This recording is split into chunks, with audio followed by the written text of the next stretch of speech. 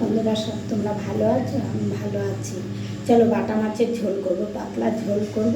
বাটা মাছ নুন হলুদ মাখিয়ে রেখেছি। চলো প্রথম থেকে শেষ পর্যন্ত দেখবে। আর একটা বন্ধুরা একটা কথা বলছি, পাম্প চলছে তোমার, আমি জানি না পাম্পের শব্দটা পাবে কিনা, আমি দরজাটা বন্ধ করে নিয়েছি। যাই হোক, এই তেলটা হচ্ছে ওই মাছটা ভেজেছিলাম, সেই মাছ ভাজা তেল।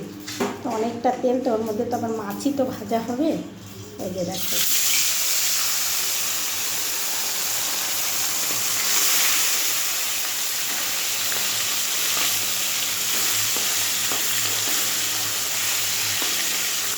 দিতে দিতে করে ভেজে নেবে। একটা আলু কেটে রেখেছি, এতে পেঁয়াজ দেবো না, শুধু আদা বাটা রসুন বাটা দেবো, জিরে করে।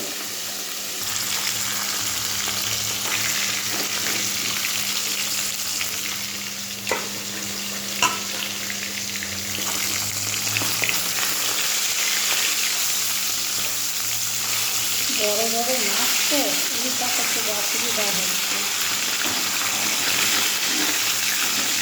কেটে দিলে ভালো হতো, কেটে দিলাম না।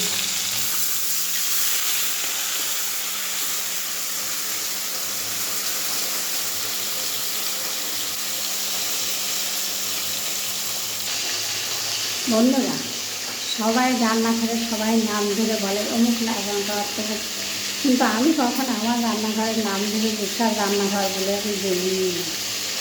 চলো বন্ধুরা, রান্না করতে আমি এইটাই বলি। তোমাদের যদি অসুবিধা থাকে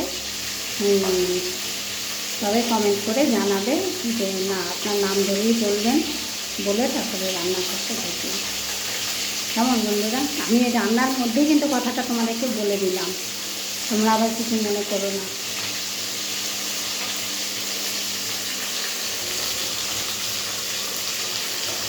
একটা রান্নার মধ্যে বোধহয় বলেছিলাম ইচ্ছার রান্না ধরো।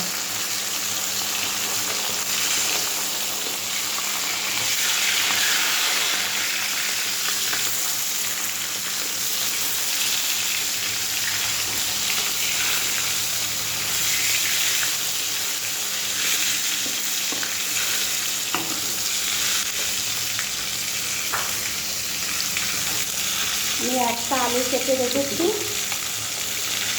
আলু তো আমি খাওয়াই হয় না যে কারণে আমি একটা আলু কেটে রেখেছি। দুটো টমেটো দেবো, একটু টক টক হবে, ভালো লাগবে সেটা, ঝাল টক দিতে। এটাকে ভাজা হয়ে গেছে, এবার আমি নামিয়ে দেবো। আমি কিন্তু বন্ধু এটার মধ্যে পেঁয়াজ দেবো না, এই যে সাদা জিরে দিলাম, একটা আলু দেবো। এই মাছের তেলই রয়েছে, দেখো মাছের তেলেই তেল ভাজা হচ্ছে। এই দেখো আলুটা, অনেকটা তেল, অনেকটা।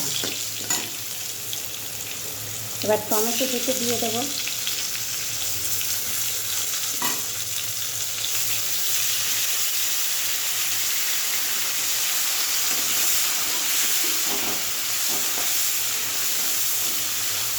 এত তেল দেবে তো মাছের, তো অনেক তেল হয়ে গেছে।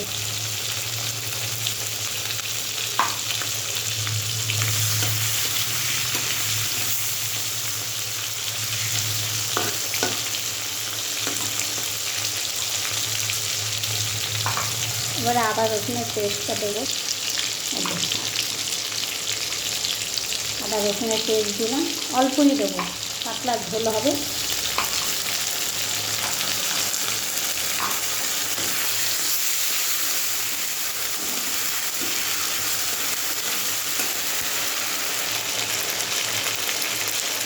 জিরের গুঁড়ো, হলুদ,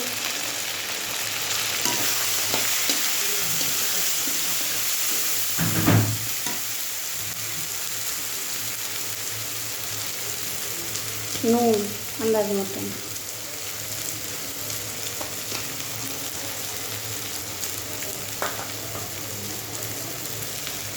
লঙ্কার গুঁড়ো, যে যেমন ঝাল খাবে, আমি তো একটু বেশি খাই ঝালটা।